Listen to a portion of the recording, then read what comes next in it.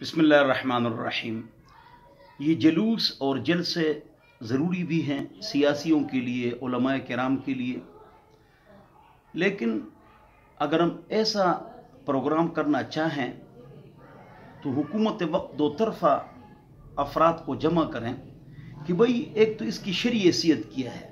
एक तो सियासी जलसा होता है तो ग्राउंड में, या कोई इबादत होती है, या कोई मसाइल या तफसीर उलमाए किराम पढ़ाएं तो बहुत बड़े ग्राउंड या मैदान का इंतखाब करें तो वो ठीक है। लेकिन इसके अलावा जितने भी जलसे जलूस है उसके लिए कोई ज़ाबिता, अखलाक, प्रिंसिपल्स, उसूल, एटिकेट्स होना चाहिए। इसलिए कि जो सियासी अहबाब है जब भी वो कोई प्रोग्राम करें, जिस तरह उलमाए किराम ने किया था, रास्ते खुले थे, 30 लाख अफराद थे, रास्ते खुले थे। या रेवन के जो हमारे बुजुर्ग है वो 50 लाख अफराद का मजमा मैदान में जमा कर देते हैं। तो ऐसी कोई तरतीब इख्तियार की जाए जिस पर सब दस्तखत कर लें कि लोगों को तकलीफ ना हो।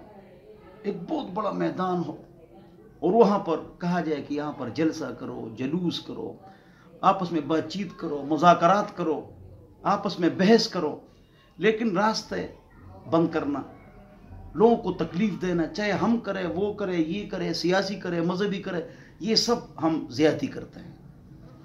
ये तमाम चीज़ें हों, अगर इबादत है तो वो तो इबादतगाह में, इसके अलावा जो जलसा जुलूस है उसके लिए जना ऐसी कोई तरतीब इख्तियार की जाए कि किसी मुसलमान को तकलीफ ना हो, बल्कि काफिर को भी तकलीफ ना हो।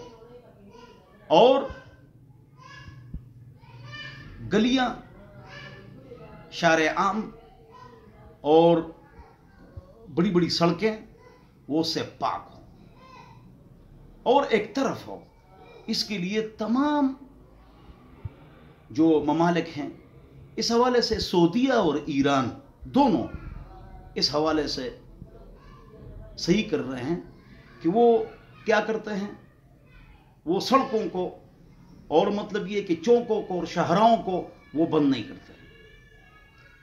तो उनसे भी मदद ली जाए, उनको कहा जाए कि आप लोग जो ये प्रोग्राम करते हैं तो ये इबादतगाहों के सामने एक ग्राउंड होता है उसमें करते हैं, तो हमारे जितने और ममालिक हैं उनको भी नसीहत करो कि अपनी तरतीब पर चलो।